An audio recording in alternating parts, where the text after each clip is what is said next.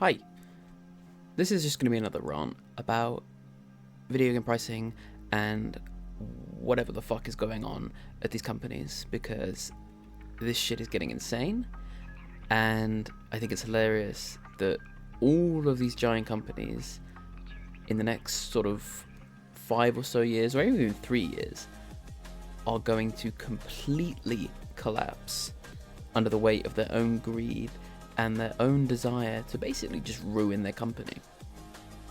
So, when it comes to video game pricing, historically, the general sort of pricing points have varied a little bit. It depends, obviously, on who's releasing the game, who's developing the game, what the game costs, and a lot of those factors go into deciding what the actual monetary value of the product is. Now, the thing is that when it comes to video game pricing, the product itself and the quality and the content of the product does not always translate. In fact, it very rarely ever does translate to the actual value in terms of price and financials. For example, you have free games that you can play for thousands of hours, and then you have a $70 game that you play for 10 hours. You know, it doesn't line up like that. But in the past, video games, for the past sort of, at least for the past 10 years or so, video games have been priced at around $50 for sort of the big budget games. So you've got your Call of Duties, the Doom games, Elder Scrolls, things like that. $50, or like From Software games, $50 is that sort of entry point.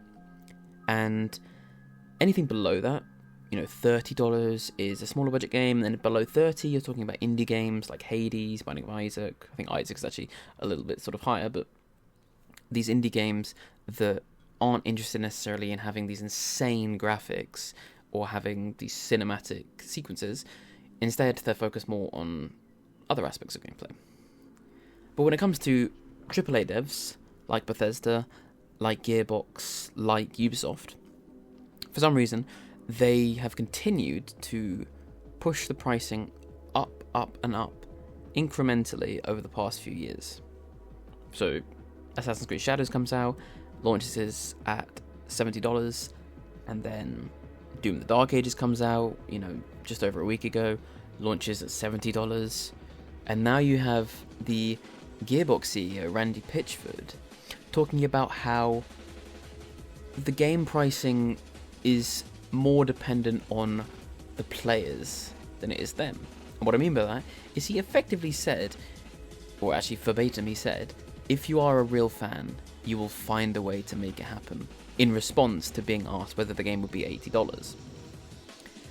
So he's all but confirming that the game is going to be $80 for Borderlands 4, which is just fucking hilarious, because Borderlands 3 was pretty good, but it wasn't fucking amazing. You know, it's not going to blow you away. Borderlands 4 looks pretty average, doesn't look anything crazy. It looks like Borderlands 3 with, you know, more stuff or different stuff. And even fans of the Borderlands series, whether it's from the Telltale stuff or from the originals, even those fans, like die-hard fans, I don't think they're going to shell out $80 for this game. They're just not. It's not going to happen.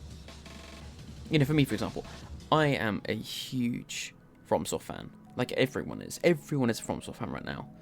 And if the next Elden Ring comes out and it's $80, I think in that case, there is a pretty good chance that a lot of people would buy it. Because it's a developer that has a very good track record when it comes to producing these crazy titles that are consistently amazing, Game of the Year contenders, with DLCs on top of that, which are also Game of the Year contenders. But when it comes to something like Gearbox and Borderlands, these games are never and have never been 10 out of 10s. The early Borderlands were pretty good, but the later ones, like Borderlands 3 and Tiny Tina's Wonderland, these games, they're like 7 or 8s, maybe more on the 7. And you're telling me that Borderlands 4, which is probably going to be around that same sort of rating, is worth $80 to you? It's insane. Now, I mentioned Doom, and Doom the Dark Ages came out, and I'll get this out of the way first. The game's good. The game's pretty good. It has a pretty nice gameplay loop. It's pretty satisfying. It's fast, it's fun, it has everything that if you're a Doom fan, you will like the game.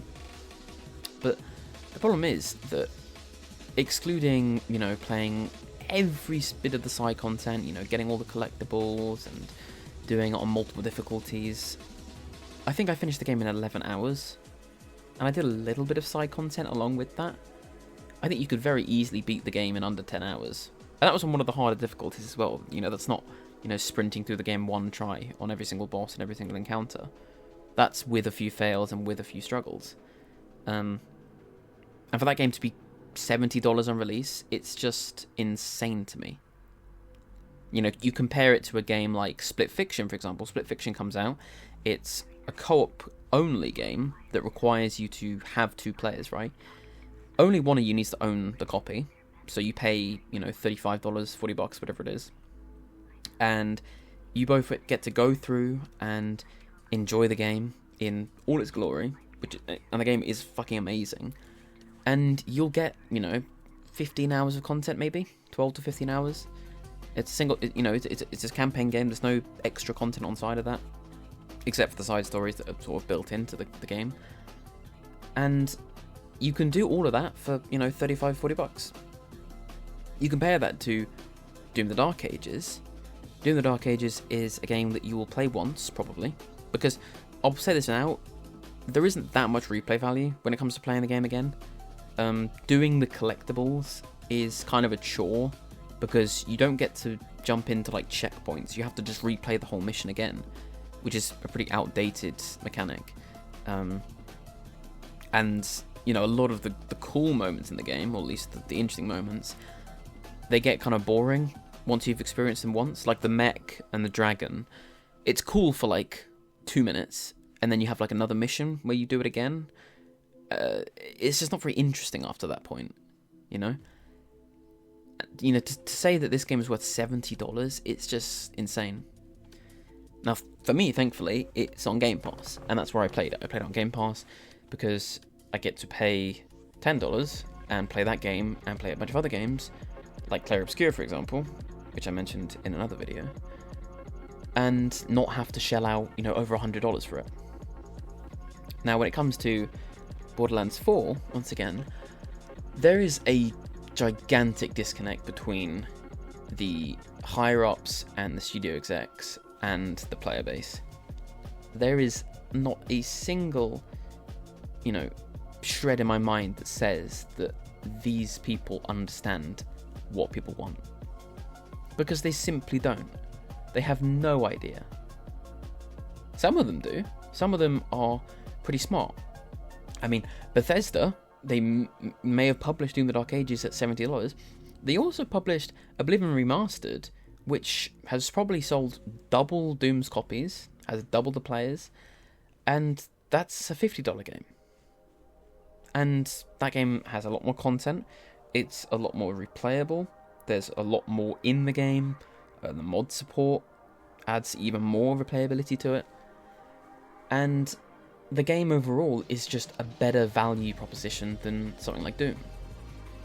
It's just crazy to me that these companies think that $70 should be the new norm, or $80 even, like Nintendo, for example.